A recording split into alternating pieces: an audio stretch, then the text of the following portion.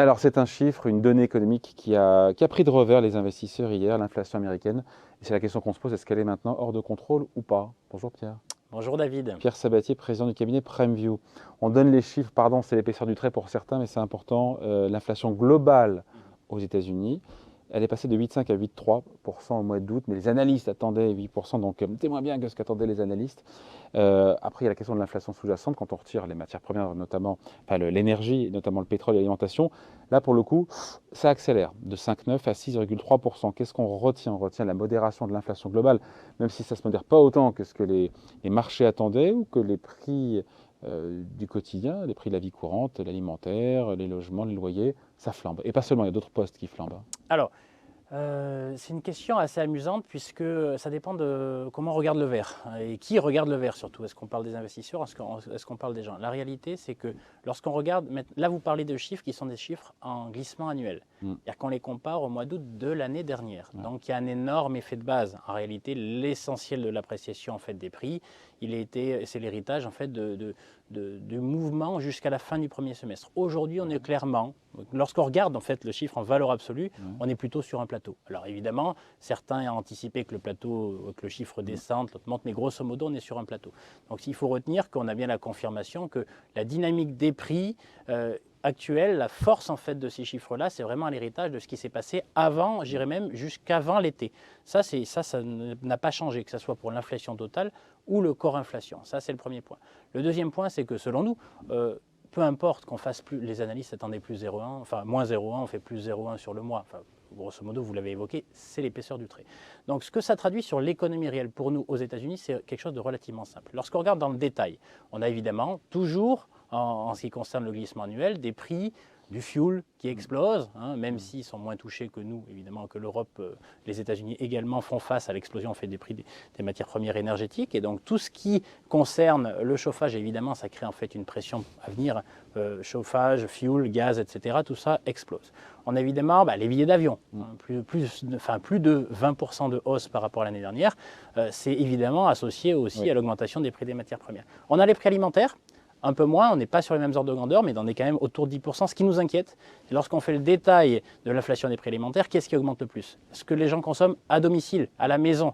Donc là, vraiment, on vient taper sur finalement les sujets qui sont les plus centraux en termes de tension sociale associée. Donc on a l'inflation des prix alimentaires à domicile qui augmente beaucoup, un peu moins hors domicile, en gros au resto, donc là ça augmente moins. Et l'autre revers, c'est là aussi ça augmente beaucoup dans les crèches et sur le lieu de travail. Donc ça vient impacter les dépenses du quotidien. Clairement, le pouvoir d'achat. Donc c'est vraiment ce sujet-là en fait qui nous intéresse nous pour pouvoir se projeter. En fait, il y a un troisième élément, et là il faut regarder aussi avec beaucoup d'attention, qu'est-ce qui augmente beaucoup? L'assurance santé. L'assurance santé, plus de 20% de hausse par rapport à l'année dernière. Là aussi, on est en plein cœur du pouvoir d'achat. Pardon, on est sur le coût de la vie. On est sur le coût de la vie. On est vraiment sur le coût de la vie. Et donc, c'est la raison pour laquelle aujourd'hui, quand on regarde dans le détail l'évolution de l'inflation, du contenu inflationniste actuel, on voit quoi? On voit que tout cela, c'est une augmentation de prix qui va ponctionner du pouvoir d'achat. Et d'ailleurs, lorsqu'on regarde par contre, en gros, votre abonnement à Netflix, la télévision, excusez-moi, on n'a peut-être pas le droit de dire de marque chez vous, mais voilà, mais les abonnements à la télévision, les ordinateurs, donc le matériel informatique, tout ça par contre a tendance à baisser.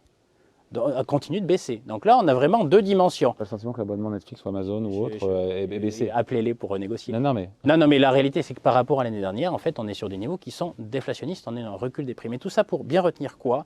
C'est qu'en fait, on est dans le temps d'après. L'inflation jusqu'à maintenant, c'est l'héritage de ce qui s'est passé jusqu'à la fin du premier semestre. Et ça, c'est de l'inflation d'ordre issu de l'offre, des tensions sur l'offre, pas sur la demande. Aujourd'hui, ça y est, on commence à voir les premiers impacts de l'augmentation de ces prix qui viennent impacter directement le pouvoir d'achat des ménages sur leur consommation, sur la demande des ménages. Et c'est le temps du second semestre. Donc ne soyons pas obnubilés par ces chiffres qui sont très élevés. La réalité de ces chiffres-là, c'est qu'ils nous amènent... Qui nous disent qu'il y a une accélération du coût de la vie aux États-Unis. Oui. Et donc, ce n'est pas quand même de bon augure. C'est de très mauvais augure pour la croissance américaine. Et là, les gens ne le perçoivent pas, surtout qu'en plus, il y a le deuxième aspect. Donc là, concrètement, qu'est-ce que ça veut dire? Ça veut dire que on y est déjà. C'est-à-dire qu'on est vraiment dans le temps où maintenant, l'inflation qui était pilotée par l'offre jusqu'à maintenant va se transformer en ponction sur la demande. La demande va ralentir, la demande va même baisser. Avec accélération, encore une fois, du coût de la vie aux États-Unis. Oui, avec là en plus le résidu. D'où l'idée de la question, l'inflation américaine hors de contrôle, c'est que la question qu'on se pose, oui ou non alors? Non, la réponse est non, parce qu'elle va vite, vous allez voir, dans les mois qui viennent, dès que pour le coup, les ménages américains, parce qu'on vient de passer l'été, vont commencer véritablement à ajuster en fait leur niveau de consommation, naturellement l'inflation va rentrer dans le rang. Et donc là, on est vraiment sur l'ordre de... Quand les gens vont arrêter de dépenser... Mais ça a déjà commencé là. Là, on a déjà commencé en fait. Non, puisqu'on a une inflation qui est toujours sous-jacente. Oui, mais lorsqu'on regarde les ventes au détail, en fait, maintenant, tous ces chiffres-là aux États-Unis, maintenant de consommation réelle, sont en train de se retourner. Ils sont en train de se retourner. Ce qui aura un impact dans la foulée sur l'inflation de ces biens et services. Effectivement, mais avec un petit effet retard. Et donc, il faut bien comprendre que le temps qui se joue maintenant, c'est jusqu'à maintenant, on a beaucoup commenté jusqu'à la fin du premier semestre, l'inflation issue de l'offre. Ça y est, cette inflation-là, elle impacte la demande et j'y rajouterai un autre élément qui vient des investisseurs et qui vient en fait aussi, c'est le deuxième effet. Pourquoi ça plombe les marchés justement? Parce qu'on voit bien qu'il y a de nouveau, on a le sentiment que le rebond tenait et boum, on est reparti à la baisse. Parce que les investisseurs aiment croire au miracle ou au mirage, savoir que, vous savez, les marchés financiers s'anticipent beaucoup. Et donc, qu'est-ce qui se passe? On dit, ça y est, maintenant, l'inflation est sur un plateau. Donc, le raisonnement classique pour un investisseur, c'est de dire quoi? Mythe, l'inflation, il s'en fiche un peu, l'investisseur. Lui, ce qui l'intéresse, c'est les taux. Les taux d'intérêt, la politique monétaire de la Banque centrale américaine. Et donc, voyant l'inflation sur un plateau, voire se résorber un petit peu, il se dit naturellement, c'est bon, ça y est, enfin, les politiques monétaires, on a beaucoup joué le durcissement des politiques monétaires, ça va s'arrêter, on va revenir, en fait, elles vont redevenir accommodantes. Ils vont un peu vite en besogne. Donc, la réalité, c'est que le temps très loin de l'imaginaire de l'investisseur... le retour à des politiques monétaires accommodantes, pardon, ça pète tout de suite. Et oui, et bien trop prématuré. Et voilà, donc naturellement, il y a une espèce de... On a joué quelque chose. C'est toujours comme ça, en fait. Les investisseurs ont joué quelque chose en prévision d'eux. En plus, il n'y avait pas beaucoup de volume cet été. Donc voilà, donc ils ont joué. Et puis naturellement, la réalité les rattrape un petit peu. Et donc, juste pour vous dire à quel point ça peut être dangereux pour l'économie réelle américaine, on a déjà une inflation qui perdure et donc qui met sous pression directement les postes principaux de la consommation des Américains, et d'ailleurs des Américains qui ne sont pas les plus riches. Donc ça va se lire maintenant. Dans un deuxième temps, les taux ne cessent de monter. On est à 3,4% sur le 10 ans américain. Les entreprises, donc c'est-à-dire au même niveau, on a réatteint le sommet qu'on avait atteint en fait il y a quelques mois. Sur les conditions de financement des entreprises, là on a dépassé le sommet en fait d'il y a quelques mois. Donc attention, c'est-à-dire qu'on a le double phénomène inflation qui grève le pouvoir d'achat, plus des conditions de financement qui se retournent. Et là, vous pensez bien sûr directement aussi au prix de l'immobilier, au marché de l'immobilier, de la construction qui montre des signes d'essoufflement ou pas? De très graves signes d'essoufflement. C'est-à-dire qu'on constate aux États-Unis que le stock de maisons à vendre par rapport en fait, au volume de vente est en train d'exploser depuis maintenant ces derniers mois. Donc c'est déjà là et c'est logique. Quand les taux hypothécaires passent de 3 à 5 ou 5,5, et naturellement le marché se grippe, surtout en quelques mois. Donc il faut avoir conscience, c'était un peu notre point de vue. Notre point de vue, c'était que l'été va bien se passer. Parce que la consommation... Ils ont eu une récession technique aux États-Unis, une vraie fausse récession, puisque l'emploi a continué, s'est poursuivi sur des niveaux assez hauts, entre 300 000 et 500 000 créations de postes tous les mois. Donc là, c'était une récession, d'ailleurs, c'était une vraie fausse récession, non? Oui, c'était du technique, mais parce que, en fait, ce qui nous intéresse, c'est pas tellement récession ou pas, ça c'est des arbitrages, c'est des débats finalement d'experts qui ne sont pas très intéressants pour les gens. Ce qui nous intéresse, c'est à quoi c'est dû. Et jusqu'à maintenant, jusqu'au premier trimestre, il n'y a pas eu en fait de ralentissement de la consommation des ménages américains. Tant que vous n'avez pas ça, il n'y a pas de risque. On peut avoir des ajustements, mais bon, il y a souvent des effets techniques qui... Là, il y a une rupture. Là, il y a véritablement une rupture et un danger. Sur la consommation des ménages. Il y a un danger sur la consommation des ménages pour les raisons qu'on a évoquées ensemble. Qu'on voit ou pas dans les chiffres? Oui, dans les ventes au détail, on commence en fait à le voir. Et dans le marché de l'immobilier et de la construction, on le voit déjà de manière très concrète. Vous parliez d'emploi, extrêmement intéressant. Là aussi, on a les premiers signes en fait, de retournement du marché de l'emploi. Tout ce que je vous dis là va se traduire. 300 000 créations de postes au mois de... Oui, je sais, quand on est en France, au mois d'août, tout ça fait rêver. Mais là encore, c'est une question de dynamique. C'est-à-dire que les ajustements, même dans une entreprise, alors aux États-Unis, ça va beaucoup plus vite que chez nous, donc il faut l'avoir en tête. Donc dès qu'on va avoir matérialisation en fait, des déceptions sur le front des chiffres d'affaires, du chiffre d'affaires généré par les boîtes, dans un contexte où les prix à la production ont déjà compressé les marges, eh bien vous allez voir que les ajustements vont se faire vite.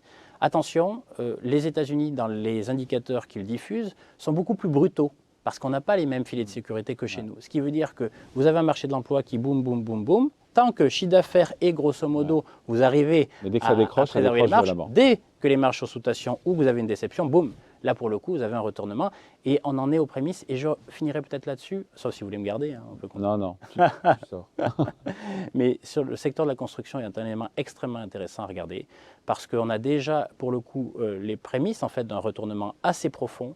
Et il faut savoir que c'est un indicateur avancé du reste de l'économie, y compris de l'emploi, parce que c'est très très cyclique. Et là, véritablement, on est sur un retournement de cycle qui est brutal. On verra jusqu'où il ira. Mais Tout pour ça le permettra à moment, l'inflation de revenir dans son lit tranquillement. dans le rang, dans le rang. En fait, c'est simple. Le bon niveau d'inflation, c'est est-ce qu'il est soutenable ou pas par les populations. Je pense que l'énumération qu'on vient de faire ensemble voilà, vous donne des éléments. Même si faire son plein coûte moins cher, 10% de moins aux États-Unis. Ben, tant mieux. C'est déjà ça. Non, mais alors, heureusement. Et attention, ça ne masque pas tout le reste. Notamment, en fait, les prix alimentaires qui pour le coup, vous l'avez bien compris, hein, restauration à domicile, mais en plus bureau et crèche, qui véritablement met encore plus la pression sur les États-Unis. Donc, dernier point, attention aussi à la prime de risque politique, parce que tout ça, dans un contexte de réélection de mid-term, élection de mi-mandat, amène à des tensions sociales ça pourrait secouer. Hein, ça pourrait vite. Il salue ce ralentissement d'ailleurs de l'inflation. Joe Biden, bon, il fait de la politique évidemment, pas sûr que les Américains le ressentent comme ça. Hein. Si je peux me permettre, si on a le temps, il y a quand même une contradiction fabuleuse entre des politiques, c'est-à-dire des politiques au gouvernement et des gens qui sont censés normalement piloter. Aux États-Unis ? Aux États-Unis, la politique monétaire. Il y a quand même une contradiction forte, puisque d'un côté vous dites il y a trop d'inflation, donc pour briser l'inflation, je vais restreindre les conditions de financement. Par quel biais? En restreignant la demande, en mettant la demande sous pression. C'est-à-dire que j'assume, pour éviter que l'inflation devienne incontrôlable, je restreins les conditions de financement pour que ça se calme. Mais dans le même temps, vous avez des politiques qui vous disent quoi? On continue de faire des chèques. Ce que nous a annoncé Biden au cours des derniers mois. C'est-à-dire qu'il y a une forme de... On veut maîtriser l'inflation en faisant calmer la demande d'un côté via la politique monétaire, mais de l'autre, la politique budgétaire continue de mettre le paquet. Ça tire à U et à dia. On appuie sur l'accélérateur et les freins en même temps. À un moment donné, il faudra que ces gens-là se parlent et qu'il y ait une forme de cohérence, parce que ça devient incompréhensible pour les gens. Allez, merci beaucoup. Explication signée Pierre Sabatier, économiste et président du cabinet PrimeView. Merci David. Salut, merci.